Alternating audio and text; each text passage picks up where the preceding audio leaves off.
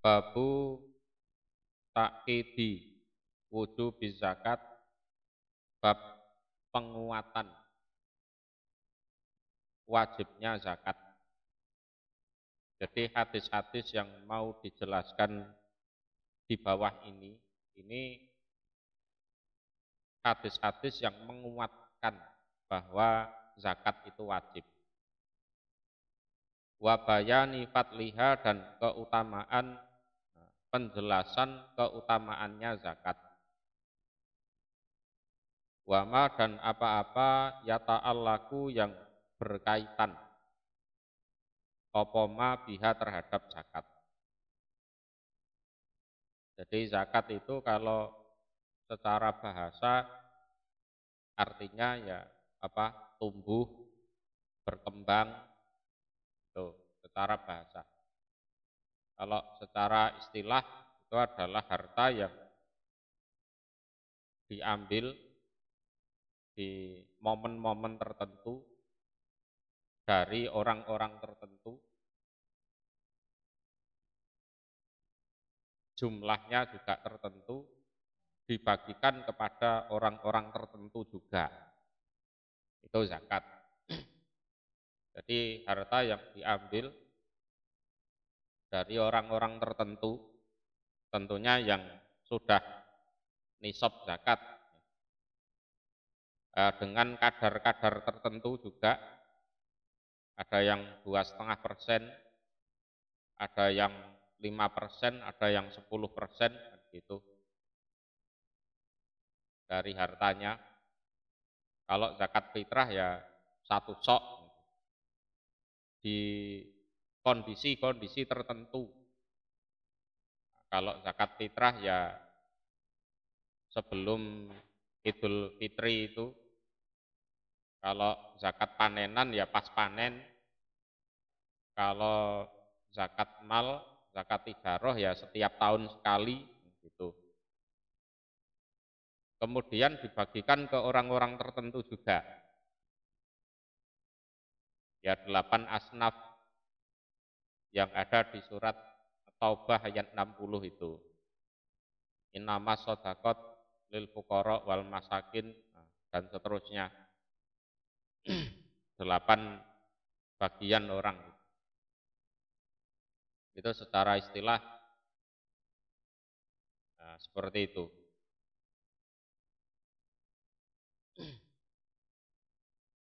Qala, berfirman sapa Allahu Allah Ta'ala yang maha luhur.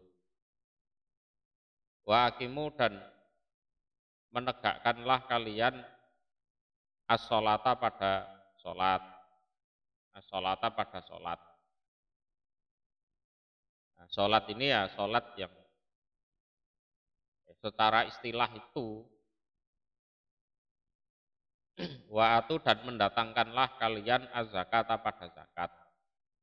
Nah, zakat ini ya zakat yang secara istilah juga, yang sudah dijelaskan baru aja. Surat Al-Baqarah ayat 43. Jadi firman wa aqimus shalah wa atu zakah itu menunjukkan wajib. Ya. Jadi al-amru yaqtadil wujub. Jadi perintah itu menunjukkan bahwa itu adalah suatu kewajiban. Kalau dilaksanakan ya dapat pahala, kalau enggak dosa. Ada sanksi, ada hukuman yang harus dijalankan. Waqala, dan berfirman siapa Allah Ta'ala yang maha luhur, wa ma umiru illa liya'budullaha mukhlishina lahuddin hunafa'a wa yuqimus shalah wa yu'tuz zakah wa dzalika dinul qayyimah. Wa ma umiru, dan tidak diperintah mereka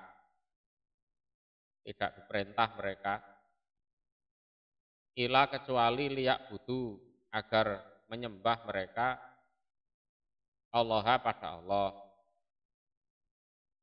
mukhlisin, seraya orang-orang yang memurnikan. Jadi memurnikan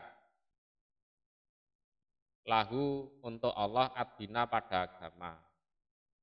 Jadi mukhlisin alahuddin itu kalau nyembah Allah ya nyembah Allah betul. Jadi tidak boleh dibarengi dengan nyembah selain Allah.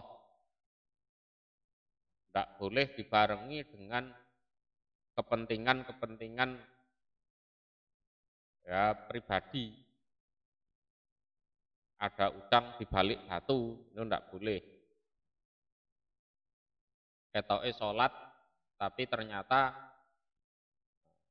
ben dilirik karo calon mertua. Seperti itu tidak boleh. Jadi agama itu dijalankan secara mukhlisin alahuddin. Jadi manusia itu geger pada saat agama yang benar itu datang. Padahal mereka itu tidak diperintah apa-apa kecuali liya'budullah mukhlisin alahuddin. Kan seperti itu. Jadi lam yakunil ladzina kafaru min ahlil kitab wal musyriki namun fakina hatta ta'tiyahumul bayyinah, kan gitu. Jadi asalnya mereka itu tenang-tenang saja, kehidupan itu tenang-tenang saja. Ya wis, dengan keadaan kemusyrikannya, dengan keadaan ahli kitabnya, wis ya wis ngono kuwi. Begitu agama yang benar itu datang, pasti ada reaksi keras. Pasti itu. Ya, geger sudah. Geger. Ada yang mempertahankan paradigma lama. Ya kan? Ada yang mau menerima ini ajaran baru ini. Ya kan? Menerima ajaran baru.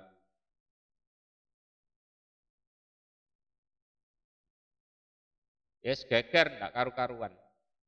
Lah padahal mereka itu tidak diperintah apa-apa kecuali mereka hanya diperintah untuk menyembah Allah, memurnikan agama hanya untuk Allah. Itu. Jadi sudah jadi istilah Jawanya itu gawan bayi. Nek ono agama bener teko mesti geger. Kalau ada agama yang benar datang di suatu wilayah itu pasti geger. Gegernya bukan karena apa-apa, ya. Mereka hanya diperintah untuk menyembah Allah, itu geger. Kalau misalnya ada pembunuhan, ada kumpul kebu, ya digerebek sama masyarakat misalnya, ada perampokan, ada penjambretan, terus geger itu lumrah ya. Asalnya tenang, kalau tahu ada pembunuhan, ada perampokan, ada kumpul kebu digerebek dan lain-lain, geger. Ya sak wajare, wajar itu. Ya. Tapi ini ada suatu geger yang lain dari biasanya. Gegernya karena ada agama benar datang ke situ. Ya. Pasti ada penolakan.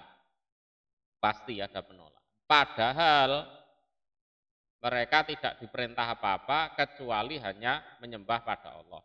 Memurnikan agama hanya pada Allah. Bahkan Rasulullah pun itu diusir dari Mekah ke Madinah.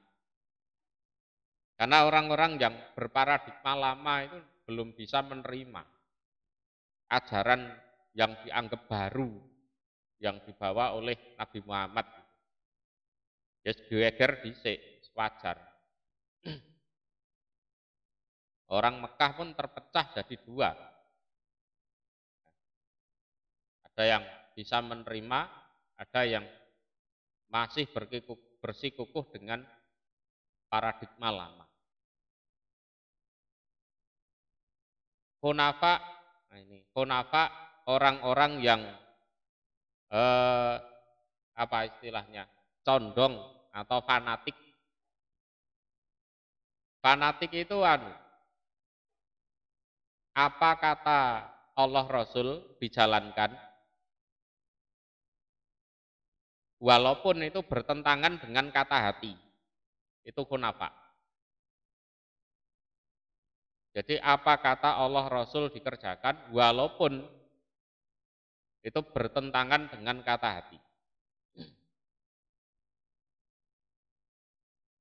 Contohnya hunafa itu ya Nabi Ibrahim. Hanifan wa ma kana minal musyrikin. Orang yang dicontohkan hanif dalam Al-Quran itu siapa kalau bukan Nabi Ibrahim? Jadi Allah mencontohkan Nabi Ibrahim itu orang yang hanif. Hanifnya Ibrahim itu dibuktikan salah satunya dengan rela menyembelih anaknya. Itu dibuktikan dengan dia rela menyembelih anaknya. Jadi nikah lama nggak punya anak, ya kan, sampai tua baru punya anak, itu pun dari istri yang lain, bukan dari istri pertama. Ya. Naluri seorang nabi, jangankan seorang nabi, orang tua itu nalurinya pasti sayang dengan anaknya, apalagi anak tunggal, ya kan, pasti sayang dengan anaknya. Itu. Lah, setelah anaknya ya mulai anulah ABG, nah, ya wis ketok pinter ngono lah. Lah kok disuruh menyembelih anak tersebut. Piye? Awake dhewe dadi wong tua misale ngono kuwi. Perjalanan hidupnya seperti itu. Piye? Ya. Aku ngimpi nak beleh kowe nak ngono. Anake dhewe ya solih, nggih mboten napa-napa. Nek niku perintahe Gusti Allah. Ya. Nek niku perintahe Gusti Allah, mboten masalah ya Allah. Pak, kula njenengan beleh ya ora apa-apa, gitu kan.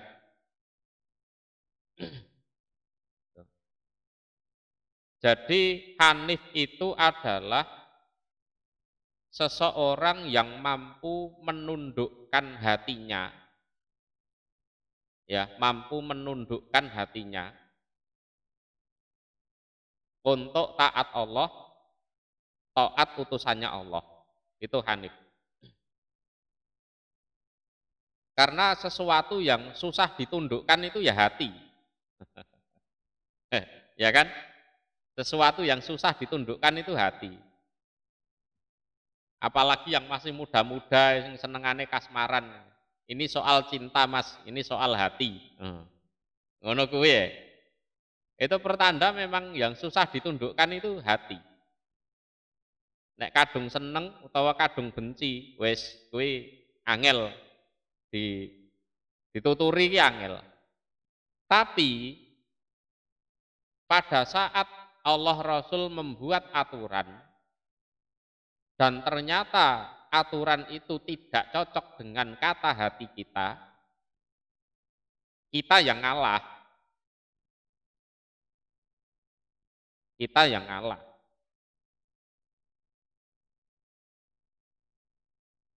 Angel, yo angel, tapi setiap orang pasti ketemu dengan momen seperti itu. Allah pengen tahu secara lahiriah dia itu hanif apa tidak. Dia itu hanif apa tidak. Ini dalam berbagai hal. Seneng harta nanti dicoba masalah harta. Seneng keluarga nanti dicoba diuji masalah keluarga. Ya. Seneng apa? Nanti ujiannya di situ. Tuh, ujiannya di situ. Lah, menjalankan agama itu yang susah itu kalau dituntut untuk hanif. Kata hati kita mengatakan ke barat misalnya. Lah kok aturan Allah Rasul mengatakan untuk ke timur. Ini yang susah.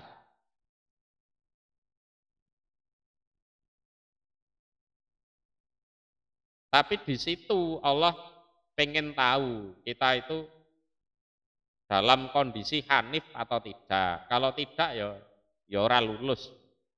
Ora lulus.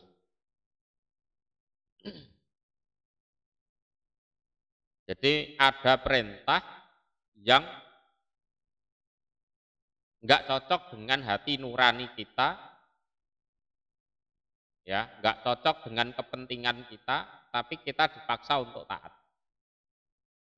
Lah kalau misalnya ada perintah haji atau umroh, lah kebetulan dia punya biro haji dan umroh, ya kuwi penak, ngono. Nek perintah ngono penak, ya kan?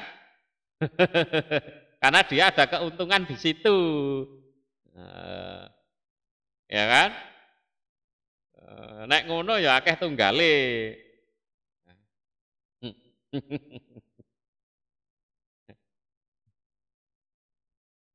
Ngono akeh tunggale. Iki ora nyindir sing duwe travel umroh ora lho ya. Ya kan? Ora. Ada perintah kurban. Ada ternak sapi, ya enak kuwi. Enak kuwi. Cocok karo kepentingane, dia ada keuntungan di situ. Ya kan? Ada perintah bangun masjid misalnya, ada duwe galangan. Ya panitia pembangunan tuku anune apa bahan bangunane ning kono. Ya enak nek ngono kuwi.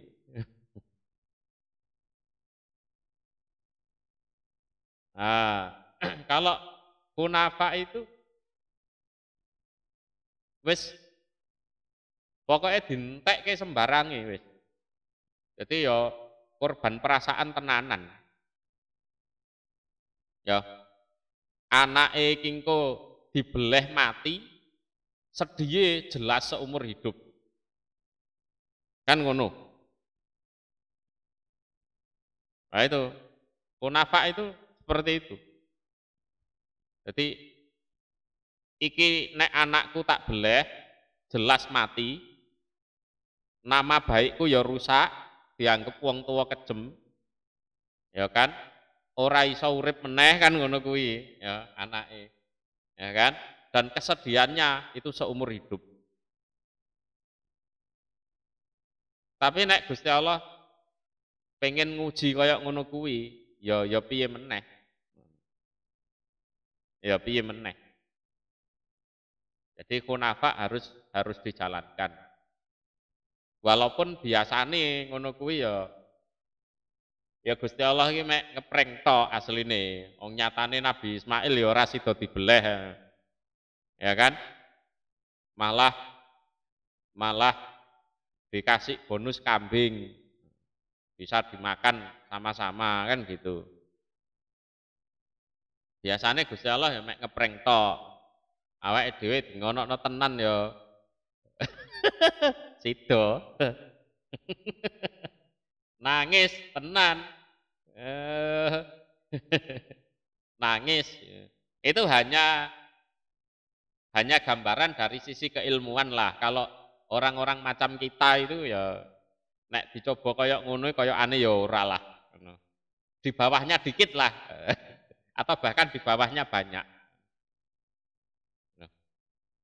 Tapi soal keilmuan kan harus dijelaskan. Ya kan? Hanif iki ngono kuwi ngono lho. Dene kowe ora dicoba kaya ngono ya syukur ngono. Nek dicoba kaya ngono, kowe wis siap, ngono lho. Sebabnya wis ngerti ilmune kan gitu kan. Sebabnya sudah tahu ilmunya. Gitu. Cara aku dhewe dicoba kaya ngono ya mbuh. Ya mbuh kan gitu kan. Ya mbuh. Jadi pengorbanan yang sampai habis, sampai perasaan pun dikorbankan.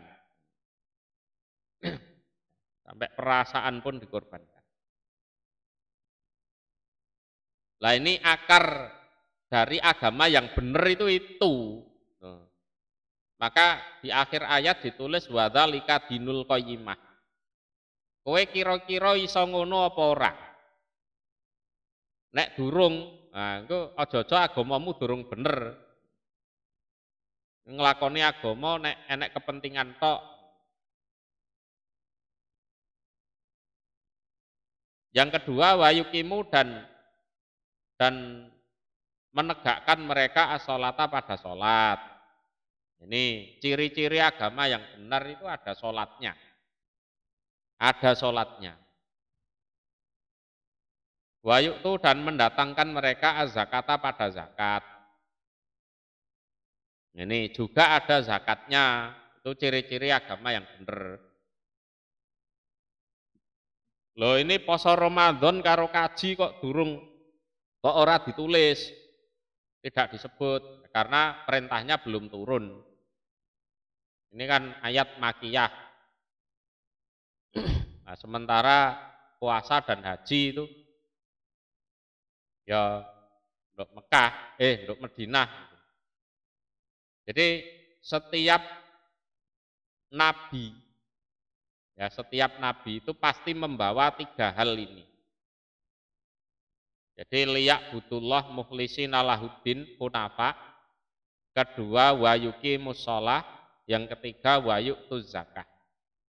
Wes kuwi.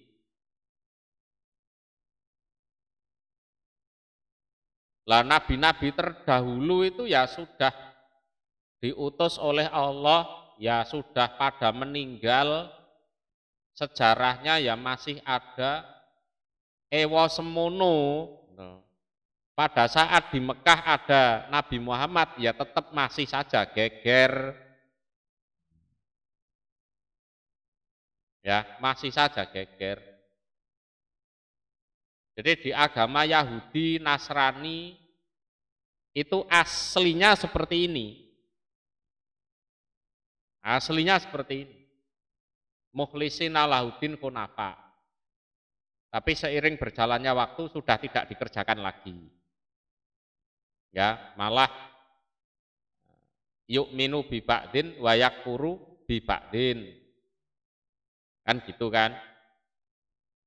Di agama Yahudi, Nasrani itu ada sholatnya aslinya. Ya ada rukuknya, ada sujudnya. Aslinya seperti itu. Juga ada zakatnya. Ada itu zakatnya.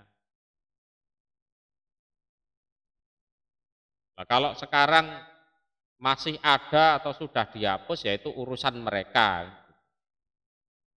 Tapi sejak dulu, nabi-nabi terdahulu, itu ciri-cirinya 3 hal ini. Liyak butullah mukhlisina lahuddin hunafa wa yuqimus shalah wa yu'tuz zakat. Wadzalika dan seperti itu, 3 hal itu, iku dinul qayyimah, agama yang tegak. Agama yang benar itu yaitu. Agama yang benar itu. Kalau 3 hal ini sampai salah satunya tercerabut, wes itu sudah lepas dari kebenaran. Sudah lepas. Iku mek embo-embo agama bener ngono tok. Padahal asline salah.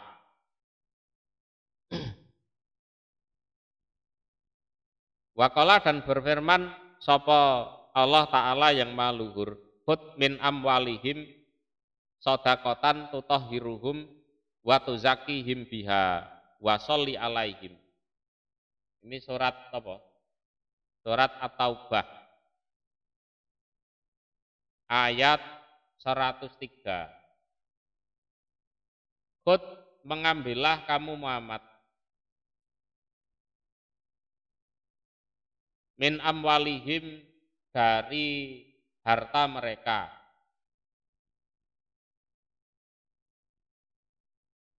Sodakotan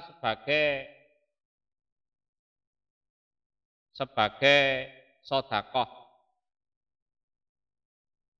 Tutohiruhum yang mensucikan apa sodakoh hum pada mereka. Watu zakihim dan ya mensucikan apa sodakoh him pada saya ulang ya, rujukannya tak ulang.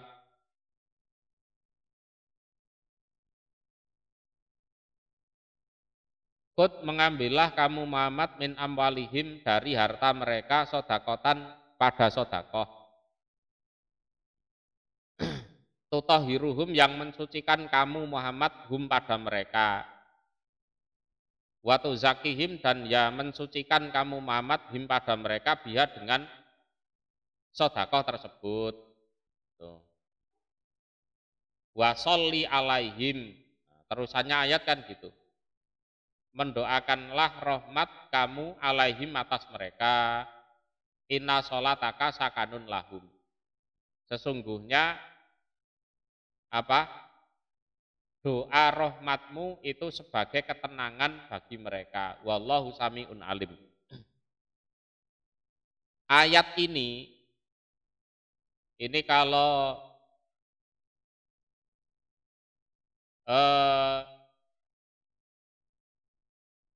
dijelaskan secara aslinya itu adalah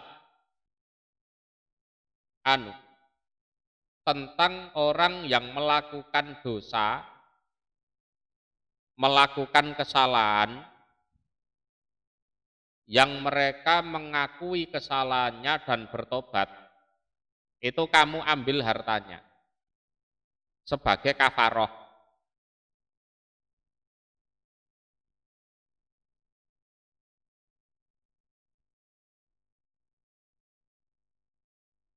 Jadi di ayat sebelumnya itu ada ayat wa akharu na'tarofu bidunubihim kholatu amalan soliha wa akhara sayyi'a. Ayat sebelumnya ya. Jadi ada sekelompok manusia yang lain. Mereka itu mengakui dosa-dosa mereka. Jadi kholatu amalan soliha wa akhara sayyi'a. Ya ngelakoni apik, ya ngelakoni elek. Berbuat baik ya dilaksanakan, berbuat dosa juga dilaksanakan. Wayahe salat ya salat, tapi nek wayahe maksiat kuwi kok ya maksiat. Manusia jenis ini itu ada.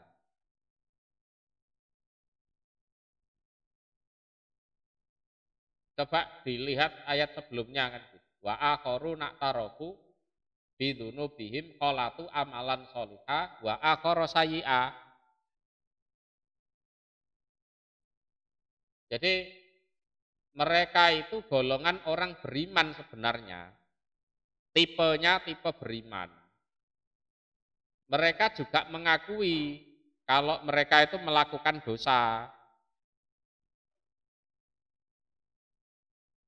Nah, mereka mencampur aduk amalan yang baik. Nah, sementara amalan yang lain jelek. Wayahe salat ya salat, tapi engko wayahe maksiat ya maksiat. Manusia jenis ini tuh ada. Ya. Jadi ora kok apik kabeh ngono ora. Ya. Asallahu an yatuba alaihim. Barangkali ya, nanti Allah menerima tobat mereka. Ya, menerima tobat mereka. Innallaha ghafurur rahim. Lah, salah satu jalan pertobatan mereka yaitu khud min amwalihim sodakotan tutahhiruhum wa tuzakkihim biha wa sholli alaihim. Ya. Kalian merasa melakukan dosa kan? Ya, dosamu apa? Ini. Nah, terus harus bayar kafaroh sekian. Itu seperti itu. Seperti gini misalnya, ini mempraktekkan dalil wa'at bi'is sayyi'ata al-hasanata tamhuha. Misalnya ada orang datang ke kita, Pak Ustadz, ya Pak Ustadz atau Pak Yai atau Pak siapa, saya habis melakukan dosa. Jadi saya ngajak pacar saya nonton bioskop. Tadi di gedung bioskop saya cium Pak Ustadz, gitu, misalnya. Padahal belum jadi suami istri. Itu gimana? Ya, khud min amwalihim sodakotan tutahhiruhum, itu prakteknya lah biaya kamu ke situ melakukan maksiat itu berapa? Misalnya tadi naik mobil habis bensin sekian, tiket bioskopnya sekian, beli rokoknya sekian, ya kan? Terus totalnya 2 juta, Ustaz. Ya kan, totalnya untuk maksiat itulah 2 juta. Ya sudah, sekarang kamu harus mengeluarkan 2 juta juga. Kamu sumbangkan ke masjid, ya, atau kamu kasih anak yatim, atau kasih fakir miskin. Nah itu boleh seperti itu. Itu bukan kok ustate kedonyan ngono ora. Nggih. Itu praktek dari dalil wa'at bi'is sayyi'ata al-hasanata tamhuha. Ya kan? Kalau kamu habis melakukan kejelekan, lah ikut sertakan kebaikan di situ. Nanti kejelekannya dihapus oleh kebaikannya itu. Kowe nglakoni maksiat entek 2 juta, ya wis kowe kudu sedekah 2 juta.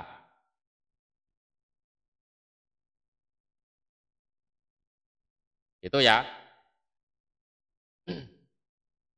Nah, termasuk prakteknya ayat itu seperti itu. Khud min amwalihim sodakotan tutahhiruhum wa tuzakkihim biha wa sholli alaihim. Lah kemudian umpama ayat ini digunakan untuk menguatkan bab zakat, ya ndak apa-apa, boleh. Ya, boleh itu. Karena memang zakat itu juga ya mensucikan orangnya dari dosa juga. Bisa dipahami ya? Jadi penghapusan dosa itu kadang ya dengan harta. Dengan harta. Ini dosa yang nggak sampai zina loh ya. Ya mek ngambung utawa mek ngerangkul ngono. Nggak sampai zina ya beda lagi urusannya. Ya. Ini saya terjerat riba Pak Ustadz. Misalnya ya di total kamu terjerat riba itu berapa juta? 10 juta. Ya sudah, kamu harus sedekah 10 juta.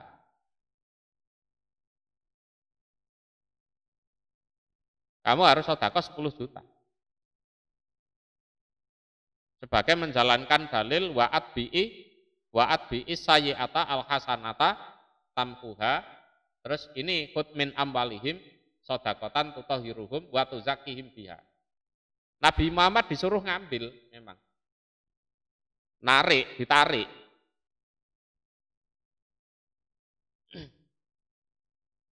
Terus habis itu Nabi Muhammad juga diperintahkan untuk mendoakan wa sholli alaihim inna sholataka sakanun lahum.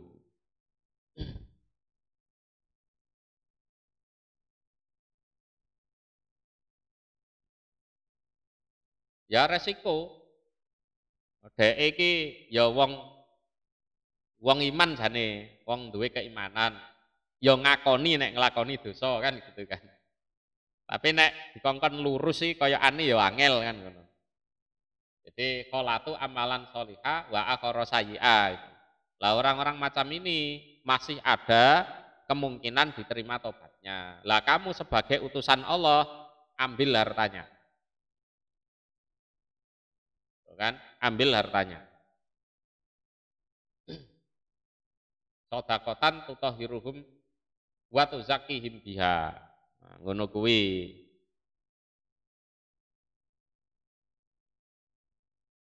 Kok kejem? Ya ora kejem wong.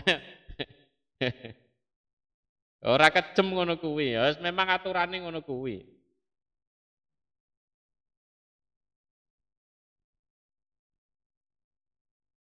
Tuh.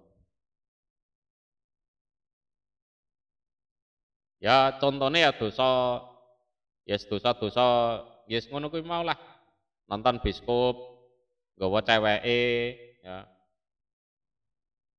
Terjadi kholwat kan nyepi ning kono, demok-demokan, ya. Ambung-ambungan ngono kuwi. Ya wis kuwi biayamu entek pira iki nggih maksiat ngono kuwi.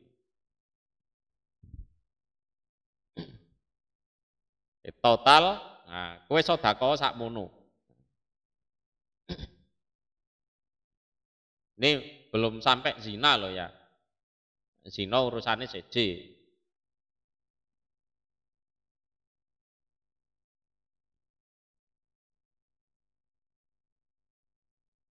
Ya kadang wong-wong ngono kuwi anu mara ning gone wong sing iso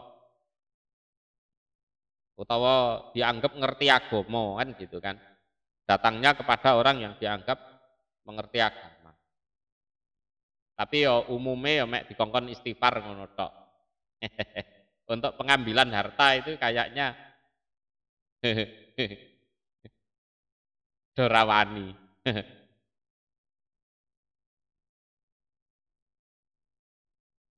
Karena ya resiko. Resiko dianggap kiai moto duwiten, dianggap ustad moto duwiten kan ngono.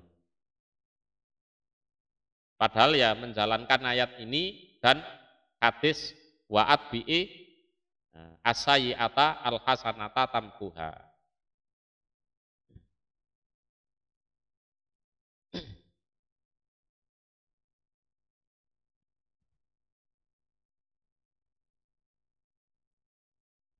Oke, kita lanjutkan ya. Wa ani bin Umar radhiyallahu anhuma ana Rasulullah sesungguhnya Rasul sallallahu alaihi wasallam iku kala bersabda sapa Rasul. Bunia dibangun apa al-Islamu Islam ala khamsin atas lima perkara. Yang pertama sahadati penyaksian an bahwasanya la ilaha tiada sesembahan yang benar untuk disembah ilallah kecuali Allah. Ini. Jadi yang pertama adalah penyaksian bahwa tidak ada sesembahan yang benar kecuali Allah.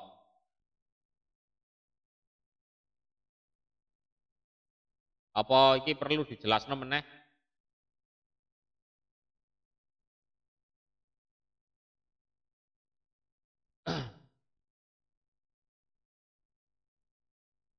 Jadi penyaksian bahwa tidak ada sesembahan yang benar untuk disembah selain Allah. Jadi iya ya.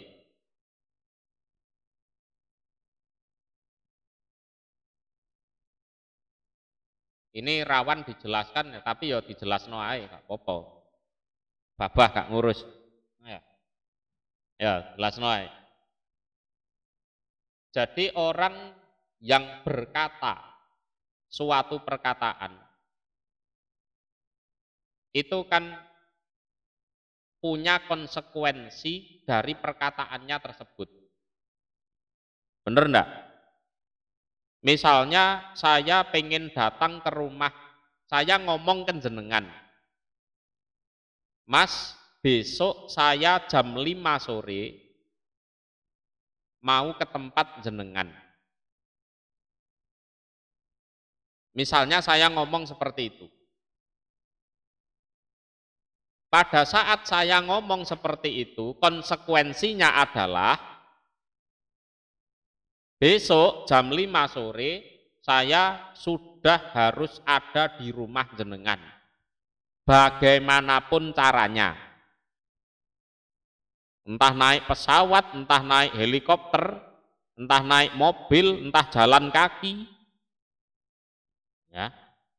Karena omongan saya yang tadi itu mengandung konsekuensi. Ya kan? Mengandung konsekuensi bahwa besok saya harus ke rumah jenengan pukul 5 sore. Ya kan? Seandainya besok jam 5 sore itu saya tidak ke rumah jenengan, anggapan jenengan ke saya apa? Ngapusi wonge. Ngapusi omongane ora iso dicekel. Bener ndak? Terus jenengan juga sudah mengingatkan, telepon, Mas katanya nanti jam 5 jenengan ke rumah saya. Saya cuma bilang ya. Tapi nyatanya saya tidak datang dan tidak ada udzur apapun.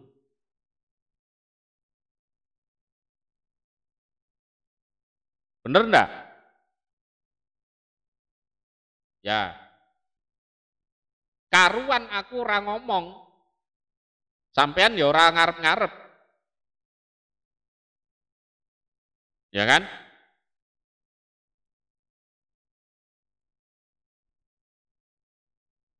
Kan gitu. Terus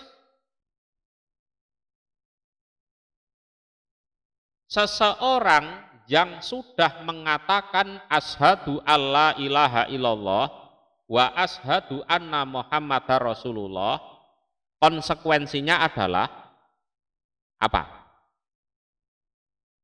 Menyembah Allah saja. Ya, tidak boleh menyembah selain Allah. Ya kan? Itu konsekuensinya itu. Dan dalam menyembah Allah juga harus mengikuti tata cara aturan dari Rasulullah. Kan gitu kan? Lah, ucapan itu ada konsekuensinya. Kalau ternyata setelah ngomong seperti itu, sholat ya ora gelem, zakat ya moh, poso Ramadan ya moh, apa meneh kaji. Berarti sahadate ngapusi apa tenanan? Ngapusi. Lah sing diapusi sapa? Gusti Allah. Ya nek aku ngapusi sampean, sampean kabeh lapo? Ngantemi aku, ya tak tuntut ning polisi malan, sampean ngeringkuk. Ya kan? Tapi kalau yang ditipu adalah Allah, resikonya gimana? Besar, berat. Lah terus karuan wong iku ora usah syahadat. Gusti Allah ya ora patek ngarep-arep kan ngono kan? Gusti Allah ora patek ngarep-arep. Kaya aku mau, ya. Aku ora perlu janjeni ning sampean aku sesuk ning omah sampean jam 5. Sampean ya ora ngarep-arep.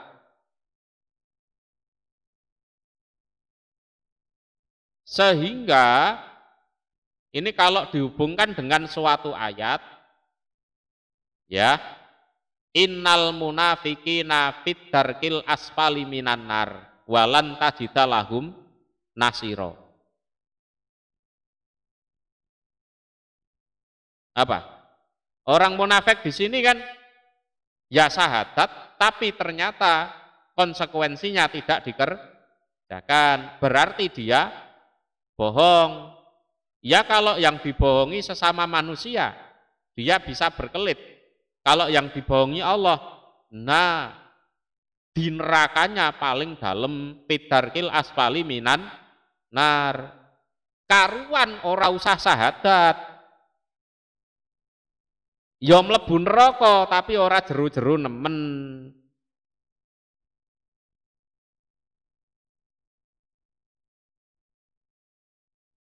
Sama-sama masuk neraka, tapi tidak ada vonis kebohongan untuk dia. Lah orang munafik yang dimaksud di ayat tersebut kan ini, munafik tentang akidah. Secara lahirian mengatakan asyhadu alla ilaha illallah wa asyhadu anna muhammadar rasulullah, tapi secara batin tidak. Berarti syahadatnya bohong. Lah karena kebohongannya itu dan yang dibohongi adalah Allah, tentunya juga orang-orang beriman, maka di nerakanya itu di tingkatan paling bawah, siksanya paling berat. Istilahnya ono ning intipene neraka. Innal munafiqina fidarkil asfali minanar walan tajidalahum nasiro. Iki ora dinggo monis wong-wong kuwi ora lho ya. Ini untuk penataan hati kita. Kita sudah bersahadat dan syahadat yang kita ucapkan ini mengandung konsekuensi. Kalau kita jujur ya, sungguhan, berarti konsekuensinya kita laksanakan. Kalau kita bohong, kita main-main, konsekuensinya tidak akan kita laksanakan, dan yang kita bohongi Allah. Jeru kui. Yang kita bohongi adalah Allah.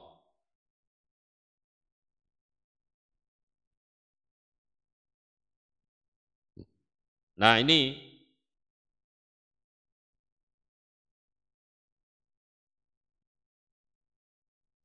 untuk koreksi diri kita loh ya, bukan untuk nyemes orang lain, bukan. Tapi kalau dari sisi keilmuan ya disampaikan.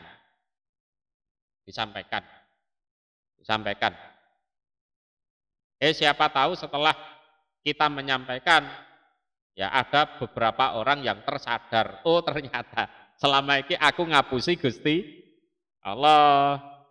Tapi Gusti Allah kok apik ya sampai saiki aku ora disiksa. Ngono kan. Ya kan? Ya wis, aku tak tobat saiki lah ngono kuwi. Berarti amar ma'ruf nahi mungkar kita sukses di situ. Ya kan? Secara keilmuan sampaikan.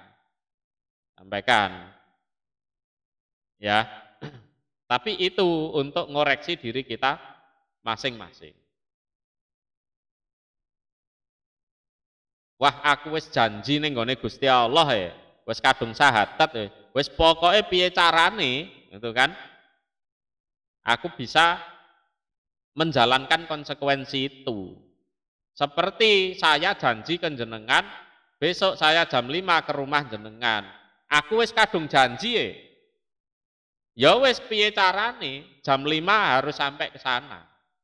Entah jalan kaki, entah ngesot, entah naik sepeda, entah sepeda motor, ngojek, entah naik pesawat, pokoknya harus sampai. Komitmen harus dijalankan. Tuh.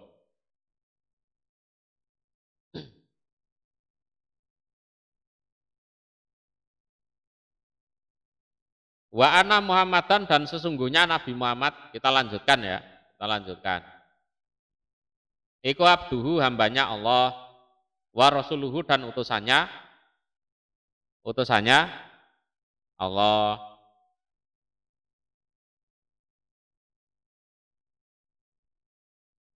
Wa iqamis shalah dan menegakkan sholat, menegakkan sholat. Wa ita'i zakat dan mendatangkan zakat. Sudah dijelaskan tadi ya. Wa hajjil bait dan haji ke Baitullah. Manis tato'a ilahi sabila, kan? Ya. Manis tato'a ilahi sabila. Zadan warokilatannya terpenuhi. Bekalnya ada, terus kendaraannya juga ada, termasuk di situ keamanannya dan lain-lain. Wa saumi Ramadan dan puasa di bulan Ramadan. Lah kalau sudah syahadat ya sudah, konsekuensi ini harus dilaksanakan. Salat ya salat, ping 5 ya ping 5, mbuh piye carane. Mbuh piye carane. Kan? Zakat ya zakat. Aku melarat dong, HP-mu regane 2 juta ya dolen HP-mu, tukokno beras 50 kilo, 3 kilo lah wis ngono. Mbuh piye carane kan gitu. Puasa Ramadan, haji ya.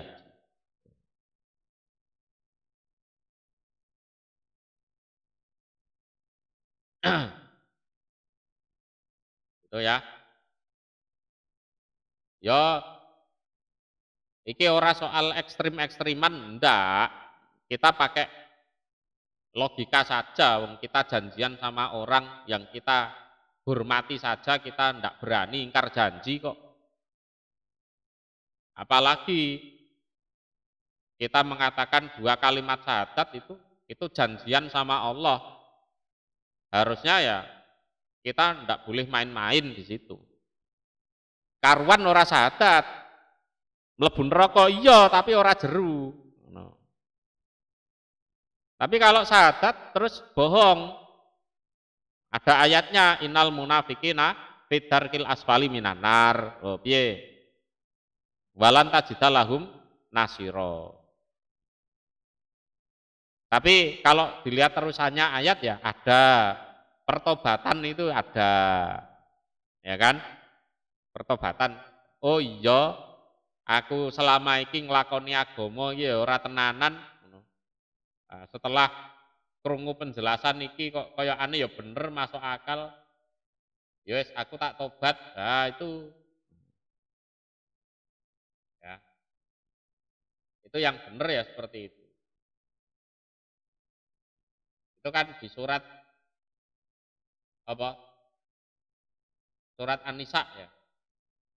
Innal munafiqina fid darkil asfali minan nar. Walan tajida lahum nasiro. Terus terusannya ayat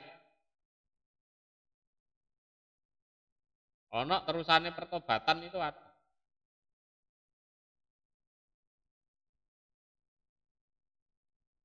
Ya. Ilaladina tabu wa aslahu wa tasomu billah wa akhlasu dinahum lillah. Faulaika ma'al mu'minin. Oh gitu ayatnya. Wa saufa yu'tillahu al mu'minina ajran azima. Jadi kecuali orang-orang yang tobat ya, kemudian memperbaiki amalannya, wa tasomu billah, berpegang teguh dengan Allah betul, ya konsekuensi dari ucapannya itu ya dilaksanakan, wa akhlasu dinahum lillah, kemudian agamanya dimurnikan ya, untuk Allah. Faulaika ma'al mu'minin. Nah, berarti dia sudah tidak munafik lagi. Dia sudah masuk golongannya orang-orang beriman. Wasaufa yu'tillahu al-mu'minina ajran azima. Allah akan memberi dia orang-orang yang beriman pahala yang besar. Nah, itu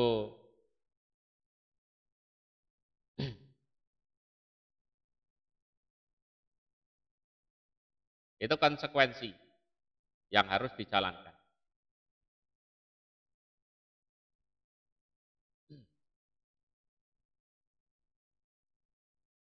Gimana? Lanjut apa terus?